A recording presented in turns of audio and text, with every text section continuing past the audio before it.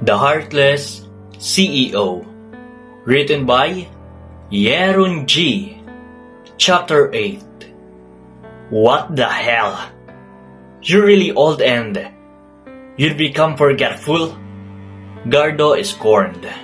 Why don't you just shut your mouth and help me find it? Soledad glared at him and looked around for the cell phone. She can't remember where she placed it because she was panicking earlier. Look for it later. Use this. Gardo handed the cell phone to this companion. Nicole kept her eyes closed, but she knew that Soledad was taking a video of this. Take good care of my children. I know I won't last longer. Soledad quickly cut off the video recording before Nicole could say everything she wanted. But I hope you let my 3 children live. Nicole continued to plead with the 2 while crying. But she got no response from them. I'll take the child. You don't know how to drive anyway. Find your phone and call Mom Danica to let her know that the child is not well. Gardo hurriedly took the baby from Soledad. After Gardo left, Soledad left Nicole without a care. She felt a tingling sensation in her stomach. She could not leave her for hours and now she feels the need to urinate. Nicole's body felt heavy. As she lifted herself, she quickly grabbed Soledad's cell phone, which she hid and turned it on. Connor could not sleep that night. To this day, he still thinks about Nicole's disappearance. He has considered her as his daughter. He secretly watched around the house where she used to live with her parents, but he did not see even her shadow. His worries for her prevailed over his resentment because she had not even said goodbye to him before she left. Nicole quickly dialed the number she still remembered and prayed that he was still awake and that her call would be answered immediately. Hello? Connor answered the call. It was ringing non-stop. Father, help me! He instantly jumped up from lying on the bed when he recognized the call from the other line. Nicole? Where are you? And why do you sound sick? He asked worriedly. Dad, I don't have enough strength. They won't let me leave. Connor shuddered as he listened to Nicole's weak and trembling voice. He quickly took his car key and ran out of the house. Nicole quickly sent her location to Connor, who she has considered as her second father. She didn't have time to speak anymore because she was getting weaker. She crawled to reach where her 2 sleeping children were. She was still bleeding, but she didn't mind it. She kissed the child on the forehead before taking the other one and exhausted her remaining strength to get out of the house. It was dark all around because it was late at night at that time. With the help of the flashlight from the cell phone, she could see the road. She was grateful because the child in her arms remained asleep as she walked away from the house with her weak body. She didn't look back because Soledad might catch up to her. Bitch! Where are you? If you don't come back, I will kill this one of your children! Soledad shouted from the door of the house. She knew she hadn't gone far yet because she was still weak. Nicole forced herself not to cry when she heard the cry of the child she left behind, but she had to do this. She turned off the flashlight on the cell phone, fearing that the person looking for her would find out where she is hiding. She was sure Soledad was just scaring her and using her baby. They will not let her leave, so she had to temporarily escape and leave her 2 children. She knew the woman would not be able to kill the child. Otherwise, she will suffer from Diane's rage. I'll get the two of you back. That's a promise. Nicole whispered to herself and continued in slow stride because she was still very weak. Nicole quickly hid in a large tree when she saw Soledad use a huge flashlight and light up the surroundings. She was holding a gun, so she absolutely can't let herself be seen. The crying of the child, who was left behind, grew louder, as if she felt what she was feeling now. The child she was holding, on the other hand, seemed to be sensible and remained silent, even though she was walking up. What the heck? Shut up! You kid! Soledad angrily returned to the crying child and brought a bottle of milk to her mouth. She needs to go out and find Nicole, but there is no one else to take care of the child. She will be in danger in Danica's hands if something happens to the baby. Nicole took the chance to escape. She secretly thanked her children. She had a chance to escape because of their help. She walked away faster. She no longer knew where she was because she was not using a flashlight. Soledad could not leave because the child was crying too much. She was panicking. She could not even find her cell phone. She could not call Gardo to ask for help to find Nicole. She also can't tell Danica what's happening now. Connor drove the car very fast, but Nicole's location was still far away. She was in Quezon Province, and he came from Quezon City. He called the number Nicole used again. He called for the 10th time, and no one answered. Thus he was very worried about her. When Nicole made sure she was far enough, she sat behind a tree and leaned there. When she saw the cell phone, she was carrying flashed again, and there was a number registered on the screen. She immediately answered. Nicole, I'm on the way. Tell me, how is your condition now? Nicole's tears flowed again when she heard Connor's voice. Dad, just in case you can't make it in time, please don't leave my children in Danic's hands. She weakly pleaded. Her eyesight has become blurred, and she had no strength to stand up. What is that you're saying? Don't give up for your children. I'll think of a way to get right away. Don't make to the hospital.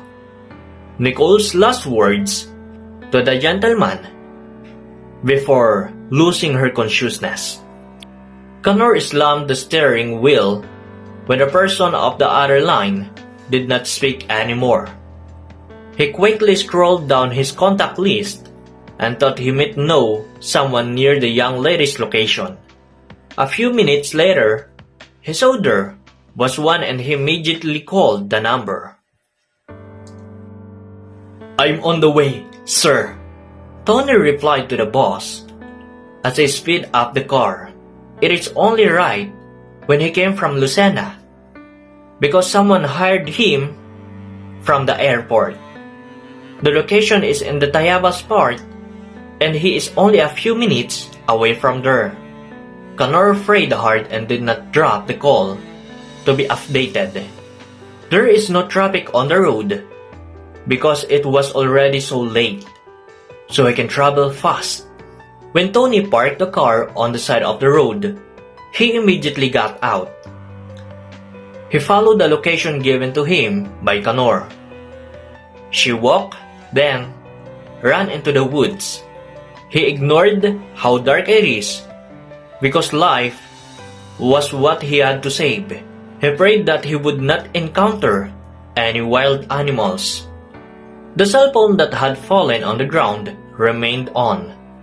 The child inside a cloth slung over Nicole's shoulder began to cry. Tony turned to the right when he heard a crying of a baby. If his boss had not said that there was a child with whom He would rescue. He would have been scared. Who would have thought there was a children in the middle of the forest? If it was just an ordinary night for someone. He quickly dismissed the fear of thinking that it might be a little monster. He walked with large steps toward the direction of the crying baby. Thanks God. Connor burst into tears when he heard a child crying. He quickly ordered the staff to take Nicole to a secret place. He already called a doctor to examine her. It was as if Soledad's baby patient was doing it on purpose because after an hour, she fell silent on her own. She doesn't seem to feel any pain now that she has fallen asleep. She slowly laid the child down on her bed and hurried out of the house. She hoped Nicole hasn't been able to get away, but before she could get away from the house, she already felt scared. The surroundings were dark, and only the chirping of insects could be heard. Soledad went back inside the house again. When she did not see Nicole's around, she did nothing but wait for Gardo's return.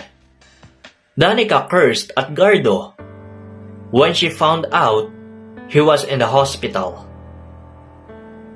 She had called Soledad earlier, but she did not answer. Mom, the child's condition is critical, so I brought her here. Gardo explained the reason. Leave the child there with a nurse for now and go back to Soledad. Find out why her phone can't be contacted. She angrily commands the man. Gardo did not say more. He was also annoyed with Soledad. She neglected her job for contacting their boss. The baby was placed in the ICU, and he understood nothing about what the doctor had said earlier about the baby's condition. He simply begged the nurse to watch over the child he claimed to be his grandson before leaving. Soledad has no sleep due to Nicole's disappearance with one child. The surroundings were about to light up when Gardo arrived. She immediately met him and ordered to look for Nicole. Bullshit! How did that woman escape you? Gardo scolded the woman. He was also tired, had no sleep. Yet he had to deal with this. Can you badmouth later? Hurry up and maybe she's just around. I'm sure she hasn't got away from here. She's carrying one of the children. And it's definitely crying by now. She talked back to Gardo. Without a word, Gardo turned around and walked down the road with traces of Nicole's blood. Soledad was right. It would be a miracle if that woman survived because it looked like she bled continuously. But he had almost wandered around the forest. Yet he could not see the woman. He could not even hear the babies crying. What are we going to do now? Soledad asked the man nervously. What else? Lie, if you still want to live. Gardo was annoyed with the lady. Soledad looked at Gardo unconvinced. Let's say just there were only 2 babies. Help me make a human-like thing to put in a sack to show me buried it. But what if she's alive and shows up? Soledad still asked nervously. It's your problem to hide so Danica can find you. About me, I'll go far away when I receive the money. Gardo has a point. Unfortunately, she did not tell Danica that Nicole actually had triplets. She simply agreed to the plan. Gardo immediately answered the call from their boss. Mom, I'm sorry, but one of your plans failed. Nicole tried to run away. When I was gone, Soledad shoot her. Useless one! Danica angrily cursed them. Her plan was to wait for Nicole to gradually die of the exhaustion before informing her family. She would have pretended to let them know that she was the first to discover where she was and show the corpse to everyone.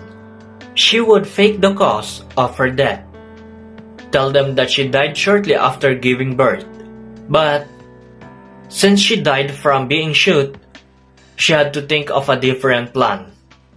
You heard her right now. Make sure no one else sees what you're doing. Make a deep hole so that no animal can smell her corpse.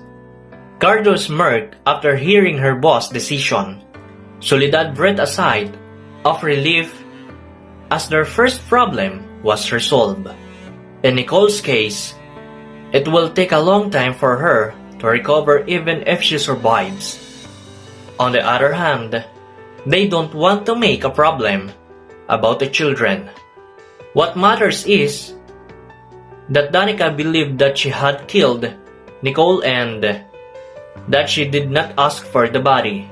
When they received the money, she would go to a place where no one knows her. She will also change her identity. To be continued.